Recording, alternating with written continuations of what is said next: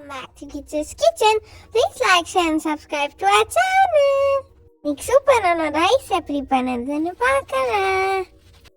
Hi friends, இந்த சம்மரில் ரொம்ப நேரம் கிச்சனில் நிற்காம இந்த சீசனல் வெஜிடபிளான ரா மேங்கோ வச்சு தான் ஒரு ரைஸ் பண்ண போகிறோம். எப்போவுமே பண்ணுற மாங்காய் சாதம் மாதிரி இல்லாமல் இதுக்கு ஒரு பவுட்ரு மசாலா பொடி அரைக்கணும். சில ஸ்பைசஸை ட்ரை ரோஸ்ட் பண்ணி அரைக்கணும். அந்த பொடி போடுறதுனால இந்த ரைஸ் ரொம்ப டேஸ்டியாக இருக்கும். வாங்க எப்படி பண்ணுறதுன்னு பார்க்கலாம்.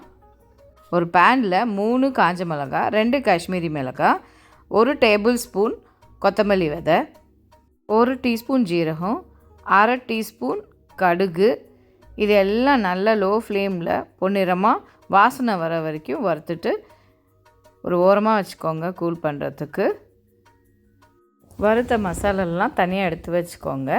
அதுக்கப்புறம் மாங்காவை தோலை சீவிட்டு நம்ம அதை துருவிக்கலாம்.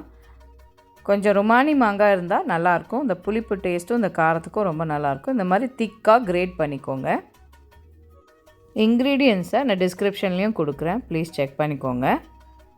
ஒரு 4 பேர் சாப்பிட்ற மாதிரி இந்த ரைஸ் பண்ணேன். இதுக்கு 2 மாங்காய் எடுத்து துருவி வச்சுருக்கேன். கொஞ்சம் கொத்தமல்லி, 1 இன்ச்சு இஞ்சி, கொஞ்சம் கருவேப்பிலை, கடலைப்பருப்பு ஒரு 2 டேபிள் ஸ்பூன், உளுத்தம்பருப்பு 1 டேபிள் ஸ்பூன், தாளிக்கிறதுக்கு கடுகு 1 டீஸ்பூன், ஜீரகம் 1 டீஸ்பூன், 1 மிளகாய் குவான்டிட்டியை நீங்கள் உங்கள் ஸ்பைஸ்க்கு ஏற்ற மாதிரி அட்ஜஸ்ட் பண்ணிக்கலாம்.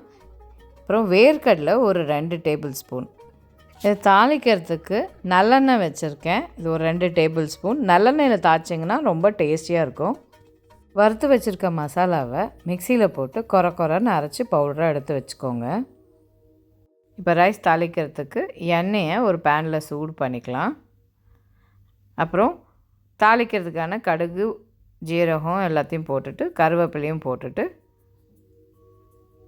கடலைப்பருப்பு, உளுத்தம்பருப்புலாம் போட்டு பொன்னிறமாக வர வரைக்கும் வறுத்துக்கோங்க. இப்போ இதில் பொடியாக கட் பண்ணி வச்சுருக்க இஞ்சியும் நான் போட்டுக்கிறேன். இது ஆப்ஷனல் தான். உங்களுக்கு இஞ்சி போட்டால் கொஞ்சம் நல்லா டேஸ்ட் நல்லாயிருக்கும்.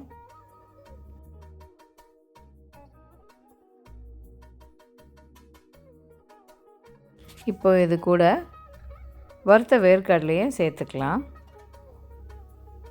அதுக்கப்புறம் துருவி வச்சுருக்க மாங்காவையும் இதில் போட்டு வதக்கிக்கோங்க. இதில் தண்ணிலாம் எதுவும் ஆட் பண்ண வேண்டாம். மாங்காயில் இருக்கிற தண்ணியிலே இது வெந்துடும். கொஞ்சம் உப்பு, அப்புறம் பொடிச்சு வச்சுருக்க மசாலா பொடி இதில் எல்லாம் நல்லா போட்டுட்டு மிக்ஸ் பண்ணி கொடுங்க. லோ ஃப்ளேம்லேயே வச்சுக்கோங்க, அடி பிடிக்காமல் இருக்கணும். இது தண்ணி எதுவும் சேர்க்க வேண்டாம். அந்த மாங்காய் கொஞ்சம் நேரத்துலேயே வெந்துடும். நல்லா துருவி வச்சுருக்கிறதுனால அது ஈஸியாக வெந்துடும். பாருங்கள், இதெல்லாம் நல்லா வந்துடுச்சு. அந்த ரா ஃப்ளேவர் எதுவுமே இல்லை. இப்போ அந்த மிக்சர் ரெடி ஆகிடுச்சு. இது கூட வடித்து வச்சுருக்க சாதத்தை போட்டு மிக்ஸ் பண்ணிக்கலாம். தேவைப்பட்டால் கொஞ்சம் நல்லெண்ணெய் மேலே ஊற்றிக்கோங்க. நல்லெண்ணெய் போட்டு மிக்ஸ் பண்ணிக்கிறதுனால சாதம்லாம் உதிரி உதிரியாக இருக்கும். இது கூட மேலே கொத்தமல்லி தலையை தூவிட்டு நம்ம அப்பளமோ இல்லை வத்தலோ சேர்த்து சர்வ் பண்ணலாம். இது ரொம்ப ஈஸியாக சீக்கிரமாக பண்ணக்கூடிய ஒரு லஞ்சு. நம்ம லஞ்ச் பாக்ஸ்க்கும் இது கொடுத்து விடலாம். இப்போ இந்த வீடியோ உங்களுக்கு பிடிச்சிருக்கோன்னு நினைக்கிறேன். இந்த மாதிரி இன்ட்ரெஸ்டிங்கான ரெசிபீஸ்க்கு please follow our channel Kitchu's Kitchen. See you soon with another interesting recipe. Eat healthy, stay healthy. Bye. ரொம்ப டேஸ்டியாகவே இருந்தது. ஃப்ரெண்ட்ஸ், உங்களுக்கு இந்த வீடியோ பிடிச்சினா லைக் பண்ணுங்கள், ஷேர் பண்ணுங்கள், சப்ஸ்கிரைப் பண்ணுங்கள். பை. Healthy, stay healthy.